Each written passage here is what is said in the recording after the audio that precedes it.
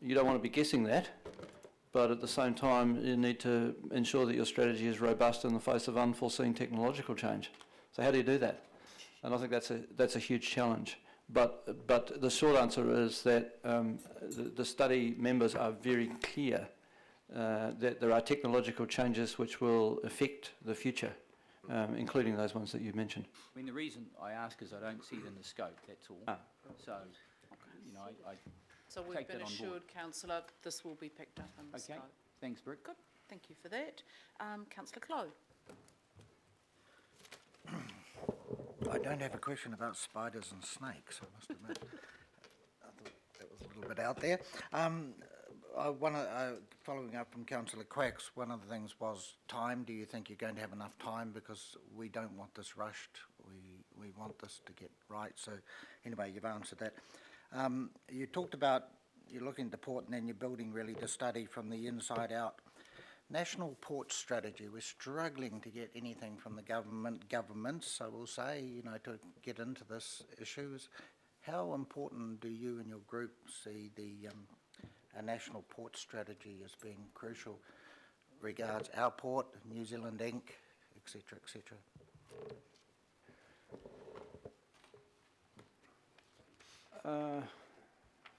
You could do the study by, you know, starting from the outside and getting some guidance from central government on this. But as you say, central government doesn't seem to have a defined position that you could use as a foundation.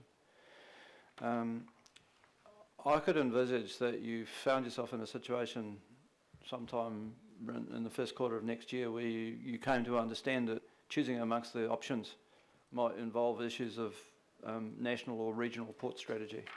And should that be the case, then we would expect that would be investigated at that point. But we're not, as I said before, we're not doing an outside-in study here. We'll work out what differentiates the options. I think it's top of mind for a lot of people, Councillor Clow. And finally, Councillor Cooper. Thank you, Madam. And You've got a question, Councillor? Yep, Councillor Cooper. Thank you. I mean, it's a huge array of criteria, and I guess my concern is I postulate that no other port in this country, or probably anywhere in the world, has ever been established with these criteria considered. So my concern is that using all of these criteria, it might be that it's almost a bias against not having a port at all, because you're looking at it in a way that now, if we looked at everything like this, we'd probably never build a port anywhere, because there would be so many considerations under every category, other than probably economic, that would actually stop you doing it. So I guess my concern is that it's so broad, it's so wide, it's taking into account so many things that it could be swayed to, because I mean, as we've seen, there's a lot of people that don't want a port at all, and that's my concern from an economic and social point of view, that there almost seems a bias in the criteria that would make a port impossible to maintain in Auckland. And if you applied that criteria anywhere else in the country, the same would be the same outcome. So have you got any comment to that? Those concerns? A couple of comments. First, in terms of a foundation, when you look at port redevelopments around the world, most of those port redevelopments have been done because the port itself was moribund in some way and you needed to do something with the land. We don't face that situation here. We have an effectively operating urban port. And so that's one foundation. The second foundation is that if you look at alternatives to having the port where it is now, then you're going to need to consider a wide range of these things, both for leaving it where it is and for the alternative. And so I don't think we can escape the long list. The challenge is which ones of these things actually make a difference. And I agree with you. If you look at these lists, this long list of things, and say, well, you know, the economic viability and functionality of the port is one item on a list of N items, and all of the N items are going to be treated equally, then you've got a problem.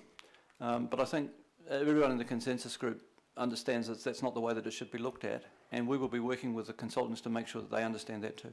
So there'll be, thank you, Madam Chair, just so in terms of that, I mean, you did indicate that you'd be drawing in really the final criteria. So in the end, you'll have a weighting that gives fairness and sensibleness to this decision?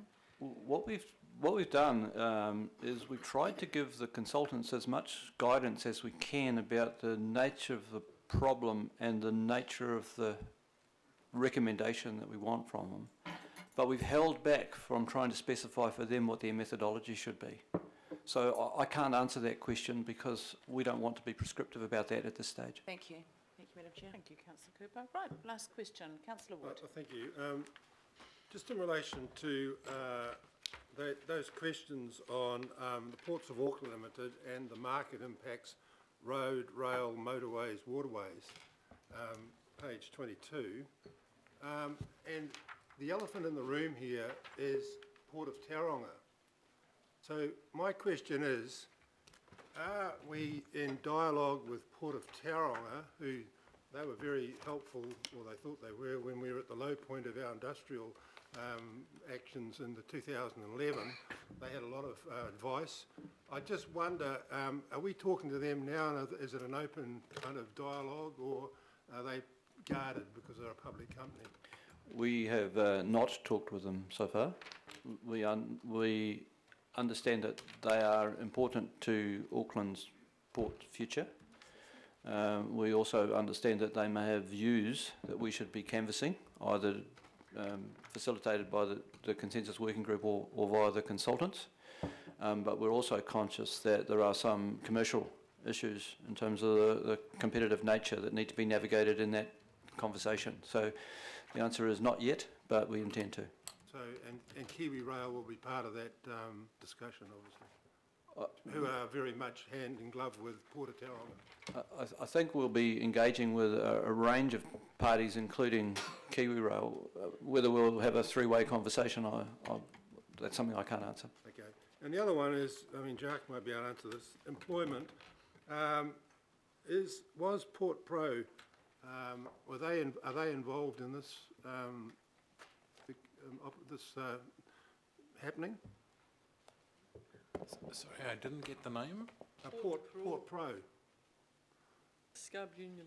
It's not a scab union. Councillors, No, this is not that councillors. is most derogatory. Councillors, Most we have derogatory. managed to keep this at a rational and sensible level. Can we please contain our comments to respectful, useful comments that contribute to the debate? Well, It's I'd raise a unhelpful, point of councillor order. I want to Casey. raise a point of order on that. Point of order is, Order. that was a very derogatory statement, and ask that councillor Casey withdraw and apologise for Sure, making that George, comment. withdraw and apologise. Thank you. Here we are, said with heart. So, Easier than you thought, George. Thank you, George. Carry on. Port Pro, I asked that they be, invited to be part of this. I just wonder what happened there. Yeah, sorry, I just had to look at Toby. He assures me they are. Okay, that's Yep, good. they're part of the reference group. That's good. Thank you. Okay, all good. Right, questions answered. Any other issues people wish to raise? I think we can move straight to the recommendations. They've been moved and seconded, and I'll put those all in Madam favour. Chair, Yeah, can I seek that they be put separately, please? okay. A first, then B. So we'll move A. All those in favour, please say aye. Aye. Against? Carried. And B, I'll put that. All those in favour, please say aye. Aye. Against? Against? Please have recorded, Vote please. recorded, member Typery. Okay. And member nominated. Good. So those two are carried. Thank you for that. And thank you to the team doing this critical work. It's really appreciated. Thank you. Thank you. We move on to item number 12, which is our urban location